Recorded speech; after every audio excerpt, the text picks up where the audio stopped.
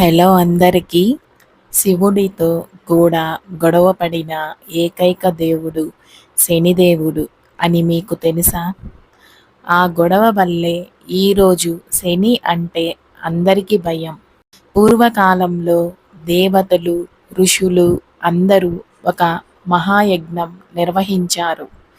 ఆ యజ్ఞానికి శివుడు కూడా వచ్చాడు. శివుడు రావడంతో యజ్ఞం పవిత్రంగా మారింది. అయితే అదే సమయంలో శనిదేవుడు కూడా అక్కడికి వచ్చాడు. శనిదేవుడి చూపు చాలా శక్తివంతమైనది. అది పాపం చేసిన వారిని శిక్షిస్తుంది, గర్వాన్ని నాశనం చేస్తుంది. అందుకే దేవతలంతా శని చూపును భయపడేవారు. యజ్ఞాని వచ్చిన శివుడిని చూసి శనిదేవుడు ముందుకు వెళ్ళాడు. కానీ అక్కడున్న దేవతలు వెంటనే ఆపారు. శనిదేవా, శివుడిని నేరుగా చూడకండి, మీ దృష్టి వల్ల లోకం కుదేలవుతుంది అని దేవతలు వేడుకున్నారు. అప్పుడు శనిదేవుడు గర్వంతో ఇలా అన్నాడు, నా దృష్టి ధర్మానికి లోబడి ఉంటుంది. శివుడికి కూడా పరీక్ష అవసరమే. ఈ మాటలు విన్న శివుడు చిరునవ్వుతో స్పందించాడు.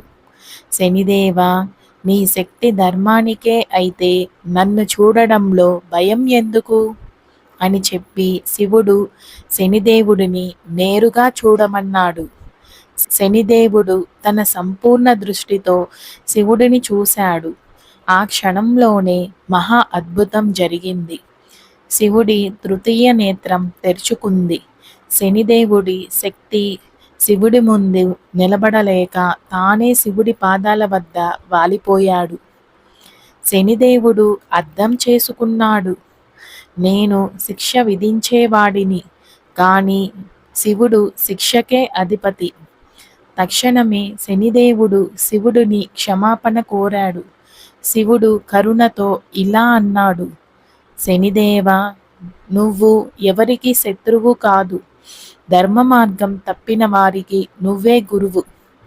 ఆ రోజు నుంచి శనిదేవుడు శివుడికి అత్యంత భక్తుడిగా మారాడు. శివుని కృప ఉన్న వారిపై శని ప్రభావం తగ్గిపోతుందని నమ్మకం ఏర్పడింది. అందుకే ఇప్పటికీ శనిదోష నివారణకు శివారాధన చేస్తారు. భక్తిని పంచండి. వీడియో నచ్చితే లైక్ చేయండి, షేర్ చేయండి, మన ఛానల్ని సబ్స్క్రైబ్ చేయండి. థ్యాంక్ యూ అండి.